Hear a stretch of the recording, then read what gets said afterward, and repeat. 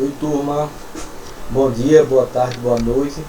Como é que vocês estão? Espero que vocês estejam bem, se cuidando, né? Em casa, assistindo as videoaulas, fazendo as atividades, né? Todas as atividades, todas as videoaulas, de todos os professores, sem exceção.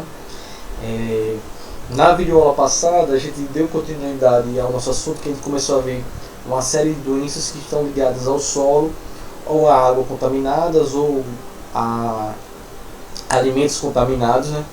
E que a partir daí eles geram uma série de enfermidades, né, de patologia nas pessoas, e a gente viu que boa parte dessas são doenças que elas poderiam ser evitadas com medidas de implantação, né, implantação e implementação do saneamento básico universal, né, ou seja, que todas as pessoas tenham acesso à água encanada, com água tratada, água limpa de qualidade, né, e com acesso a suas casas, a conexão à rede de esgotos, né, ou seja, que tem a coleta do esgoto das suas residências, o tratamento e a destinação certa, ideal, né, desses esgotos, ou seja, essa água de esgoto só voltar à natureza depois que receber o devido tratamento, né, e assim evitar a poluição e contaminação de fontes naturais de água e do solo. Então fica uma série de doenças ligadas a esses processos.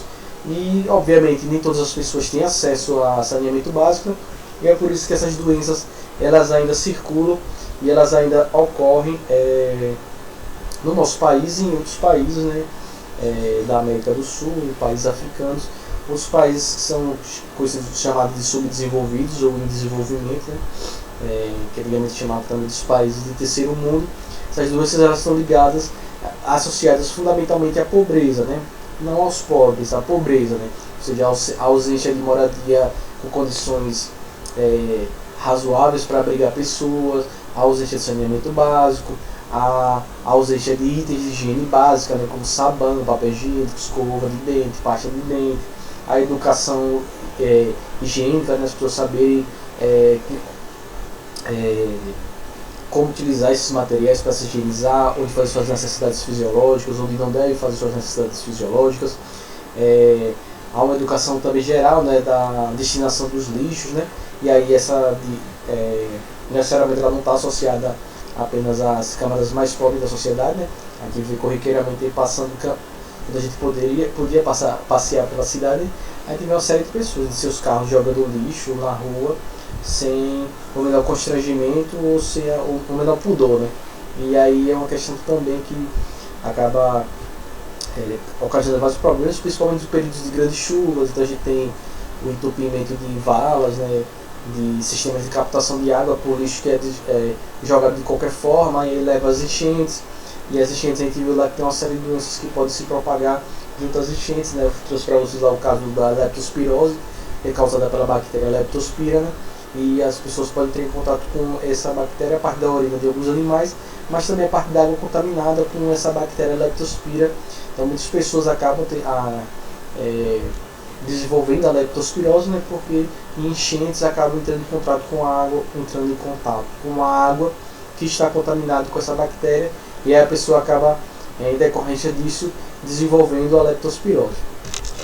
Além da leptospirose, vimos outras doenças, né? A gente viu o caso da estossomose, vimos o caso da solitária, né? Que é a teníase, né? Aquela doença, né, causada por aquele plateamento, né? Que pode atingir 4, 7 metros de extensão. Você estica ele, mas ele é bem fininho e fica enroladinho para que uma sanfona dentro do intestino da gente, só roubando os nossos nutrientes, né? Aí o que é de curiosidade da solitária, né, da teníase, é que só fica um indivíduo parasitando o nosso corpo, né? Então daí era o termo solitário, né? E aí esse organismo ele é hermafrodita, então a gente lembra lá nas proglotes dele, ele mesmo se fertilizava, ou seja, ele faz um processo que a gente chama de autofecundação, que é quando, podemos dizer assim de forma resumida, o organismo ele engravida ele mesmo, né? Nem todo organismo hermafrodita faz isso, né? Por exemplo, as minhocas elas são hermafroditas, né? Mas elas fazem a fecundação cruzada, ou seja, uma minhoca engravida a outra. Apesar de cada minhoca ter o aparelho reprodutor masculino e o aparelho reprodutor feminino, mas elas fazem reprodução cruzada. Não é no caso da tênia, né? A tênia ela faz autofecundação, ou seja, ela tem os dois aparelhos reprodutores em cada proglote, e ela se autofertiliza, ou seja, ela se autofecunda, né? Depois ela libera essas proglótides que saem nas fezes da pessoa, junto com os ovos da tênia, e aí a gente viu lá, dependendo da espécie, né? Se for a tênia saginata ou a tênia solium, vai ter lá o hospedeiro intermediário, pode ser o boi ou o porco, e a parte da alimentação, se você se alimentar da carne mal cozida, mal preparada, que tem a presença desses cistos, né, da tênia, outra pessoa pode ficar doente com atenias, né? Então aquelas doencinhas que tipo, não façam suas necessidades fisiológicas no chão. Vai falar, porque as pessoas fazem isso, mas é a realidade de muitas pessoas no Brasil e no mundo, pessoas que não têm banheiro nas suas casas, pessoas que não têm casa, pessoas que não têm banheiro nas suas casas, pessoas que não têm acesso à água tratada, não têm acesso a esgotamento sanitário, né? Então elas acabam fazendo suas necessidades em outros lugares. E a gente viu aquela versão também da tênia, né, que é uma outra doença, né, que é a cisticircose, que é quando você ingere os ovos da tênia diretamente, né? Ou seja, você se contamina, assim, engole os ovos da tênia, não o cisto da carne, mas os ovos, e aí a larva, né, a oncosfera, ela vai se alojar nos músculos e com mais gravidade quando ela atinge os músculos do coração ou quando ela forma os cistos no cérebro da pessoa, né, que aí vai causar uma série de lesões no cérebro do indivíduo e a pessoa pode morrer bem rapidamente.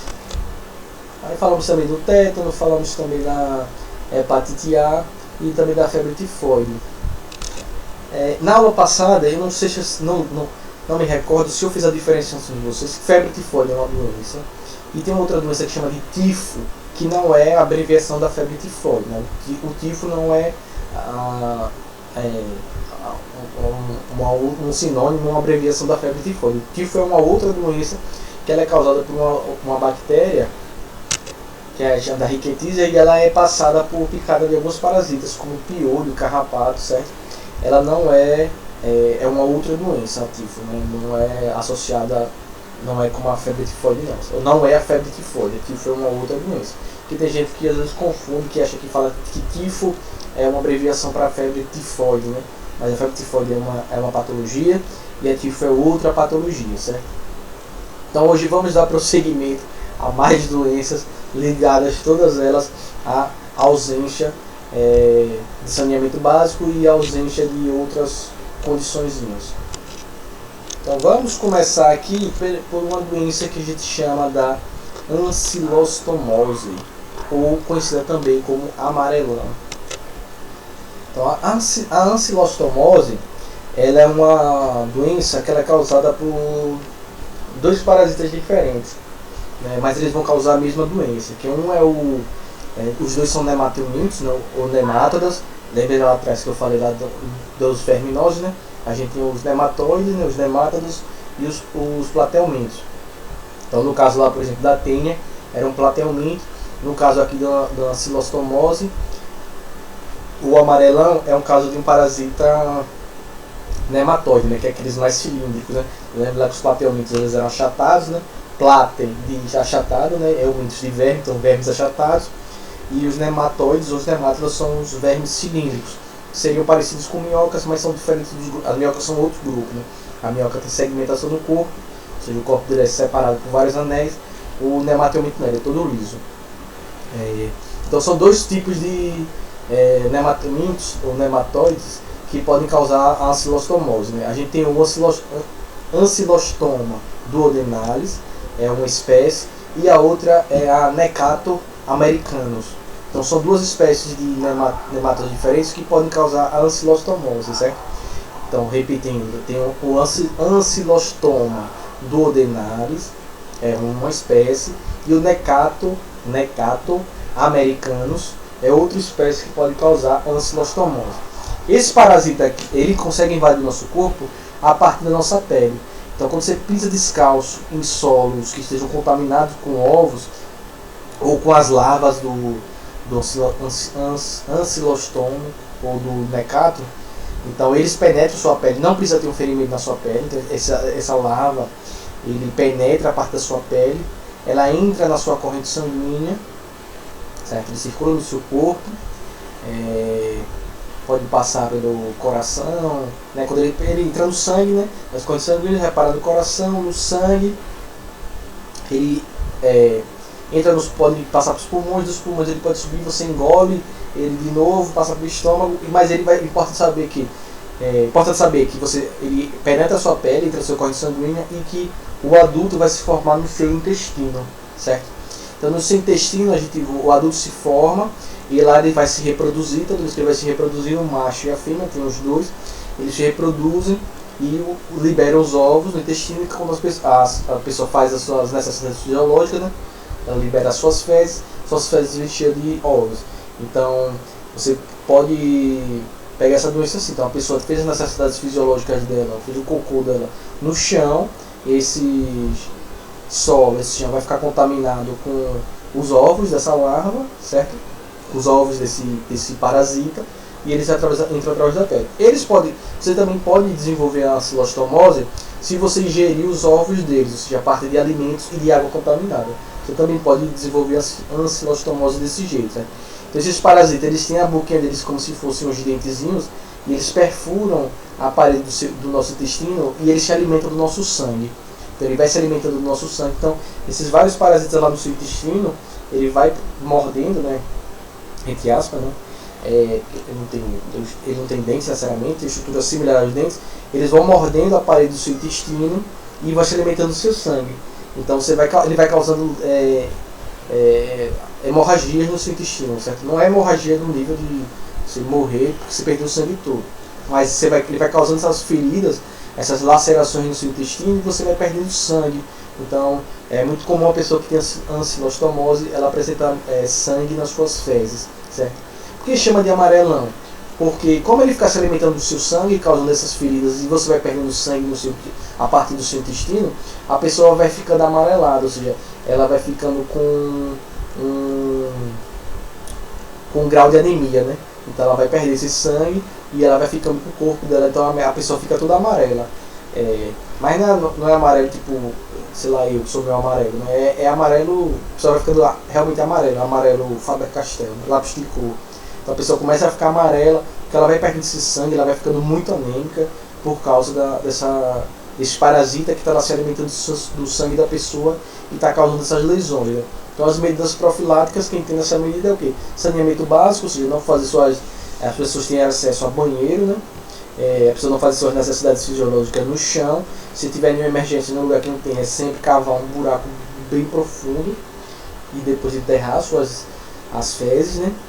Você andar calçado, né? Se você andar calçado, o parasita ele não tem como penetrar sua pele, né? Você andar com chinelo, tênis, sapato, não andar descalço em solos, em locais, principalmente em locais desconhecidos, né?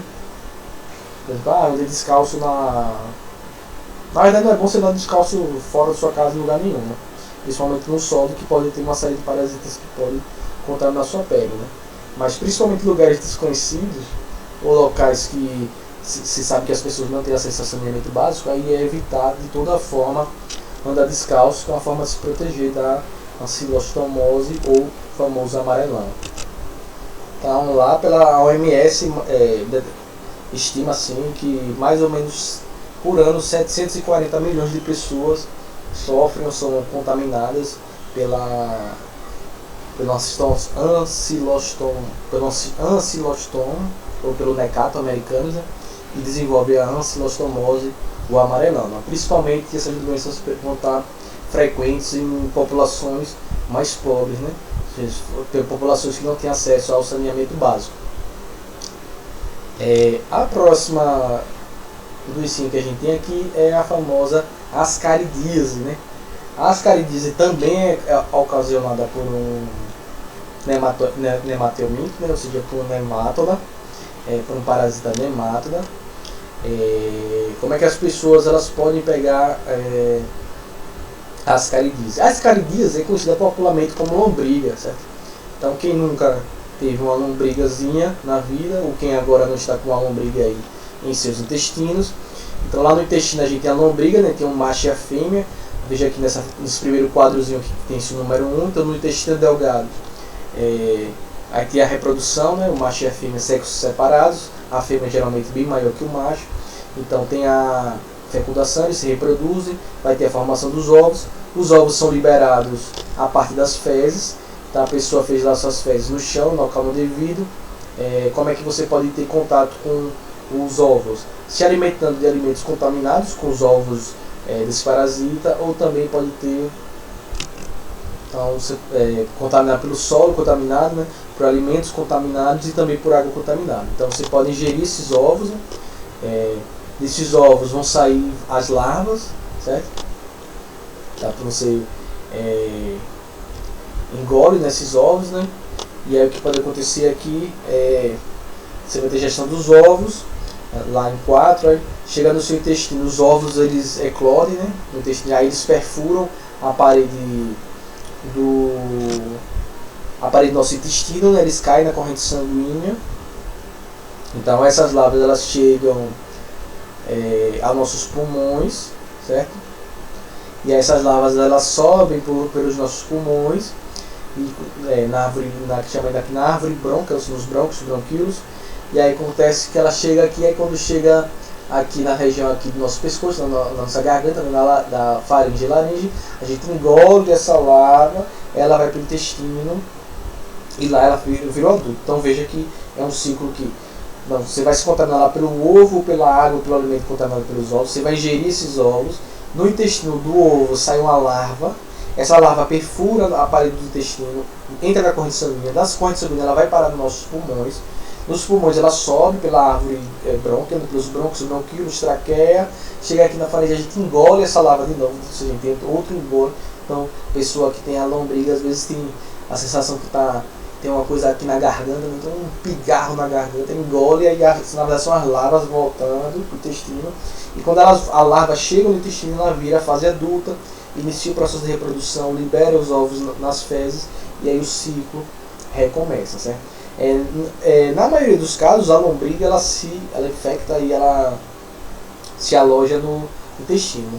Mas tem alguns casos que ela pode ficar e causar infecções nos pulmões, né? A larva ela pode ficar na região do pulmão e causar essas infecções no pulmão. Mas o mais comum é que ela vá parasitar lá no nosso intestino delgado. Então ela pode causar essas infecções pulmonares, né? A larva. Ela pode causar vômitos, ânsia, cólica, dores intestinais. Em alguns casos pode causar asfixia, ou seja, falta de ar, porque o parasita, a lombriga, ela pode subir pelo intestino e o estômago e subir até aqui a garganta da pessoa, o adulto. Então pode causar falta de ar, né, entupimento aqui da passagem do ar, certo? É perigoso por isso. Vários parasitas. Tem casos também que a pessoa acumula tantos parasitas no seu intestino que às vezes tem tanta lombriga, que ela obstrui a passagem do intestino. Então forma um bolo de lombriga e obstrui o intestino, então as fezes não conseguem mais passar. E no caso mais grave, a pessoa pode ter a ruptura do seu intestino, vazando para o interior da sua cavidade abdominal lombrigas e fezes, causando uma infecção generalizada e pode levar à morte da pessoa, né? Então, em alguns casos mais graves de lombriga, a pessoa precisa passar por uma cirurgia para se abrir o intestino da pessoa e retirar manualmente esse excesso de lombrigas que possa estar presente no aparelho digestório desse indivíduo, né? Então, quais são as formas que a gente precisa para as medidas profiláticas para evitar as caridias? Saneamento básico, lavar bem os alimentos, lavar as mãos, porque você pode tocar em algum alimento contaminado e ficar alguns ovos na sua mão, e aí você cumprimenta uma pessoa, e a pessoa passa a mão na pessoa, e a pessoa vai botar a mão na boca, aí engole os ovos, né? Então lavar bem as mãos, lavar bem os alimentos, saneamento básico, utilizar água tratada, né? Se não tiver água tratada, ferver essa água para destruir os ovos desse parasita e de outros parasitas também, né? Se não tem saneamento básico, a construção das fossas sépticas, né? Para pessoas fazerem suas necessidades fisiológicas e assim contaminar o solo, mexer em areia, no solo, no chão, lavar as mãos bem lavadinhas, lavar as mãos depois de ir ao banheiro, né? Às vezes a pessoa pode estar doente, fazendo necessidades no vaso sanitário normalmente, né? Mas vai lá se limpar, né? Limpar depois de fazer o seu cocô, você vai se limpar, né? Tem que lavar as mãos depois, porque se você não lavar, pode ser que fique algum ovinho do parasita na sua mão, você vai lá, pega no copo, bebe água, vai na outra pessoa, pega o mesmo copo, não lava, bebe água, aí tome os ovos de lombriga para dentro, né? Então tá aí outra condiçãozinha aí, ascaridíase ou a lombriga. Ela é causada pelo Cinematomini, que eu não falei o nome dele, mas o nome desse sujeito é o que a gente chama de Ascaris lumbricoides. Então daí que o nome lombriga, né? Então Ascaris lumbricoides é o nematelmeto que causa ascaridíase ou a famosa lombriga, certo? Geralmente identifica essa doença aí com o exame de fezes, né? Então, quase todas essas. Faz o exame de fezes, encontra os ovos e aí identifica de quem é esse ovo e aí vai dizer lá, você está com lombriga, você está com amarelão. Temos aqui outra doencinha aqui que é a malária, certo? Aqui a gente já começa as doenças que são causadas por vetores que se reproduzem na água, certo? Então a gente vai ver aqui algumas doenças que seus vetores, lembre que os vetores são os transmissores do agente etiológico, ou seja, do organismo que vai causar a doença, né? Então no caso aqui a malária, ela tem um vetor, o vetor é o mosquito Anopheles, certo? A fêmea que é hematófaga, ou seja, a fêmea que se alimenta de sangue. Então o mosquito Anopheles a fêmea do mosquito Anopheles é o vetor da malária. Então o Anopheles, também conhecido, a fêmea, né, também conhecido como mosquito prego, né? Então o vetor é o Anopheles e o agente etiológico é um protozoário, lembra aqueles organismos unicelulares que tem núcleo, e é o protozoário que a gente chama do plasmódio. Então plasmódio ou plasmódio, eu costumo pronunciar plasmódio porque é o gênero plasmódio, mas você pode chamar de plasmódio, certo? Então o vetor é o plasmódio, o vetor é o Anopheles, a fêmea, que é o Anopheles, ou que chama também de mosquito prego, certo? A fêmea. E o agente etiológico é um protozoário, que é o protozoário do plasmódio. A malária é uma doença endêmica do Brasil, ou seja, ela acontece sempre, mais ou menos tem cerca de 300 mil casos todos os anos no Brasil, certo? Ela é endêmica da região norte e da região centro-oeste do Brasil.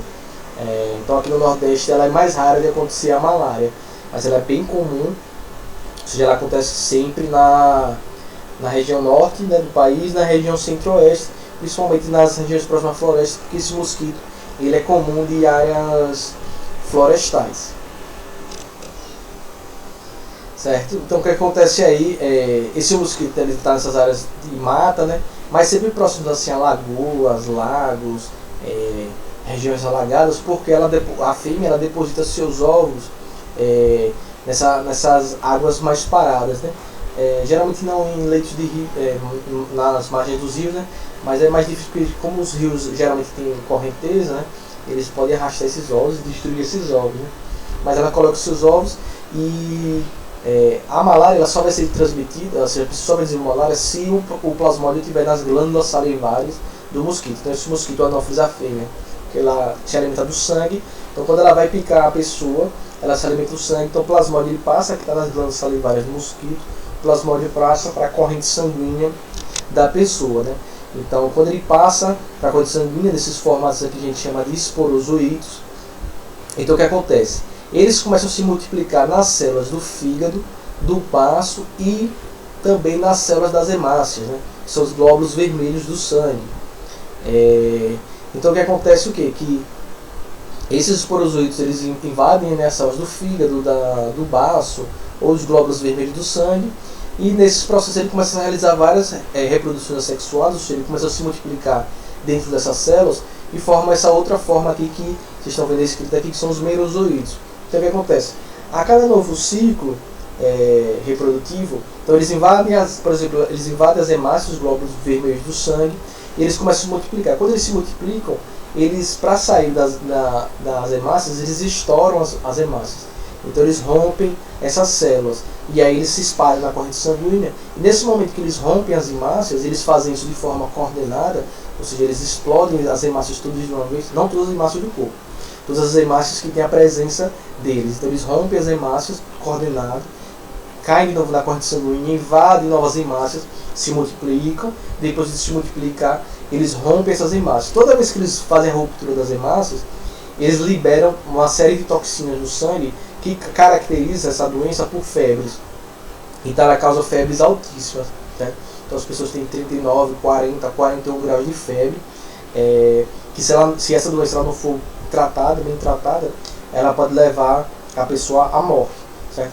Então essas febres, elas, geralmente a pessoa tem malária, vem com essas febres altíssimas a cada 72 horas, ou seja, em 3 dias.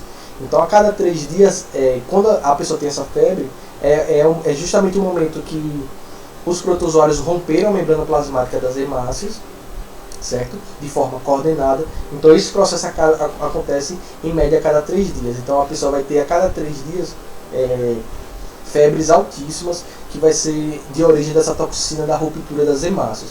Então elas vão fazendo esse processo constantemente. Aí diz que aí começa a dizer que se afirma, né, que caracteriza essa doença chama das febres terçã, ou seja, as febres que vão acontecendo em 3 dias, certo?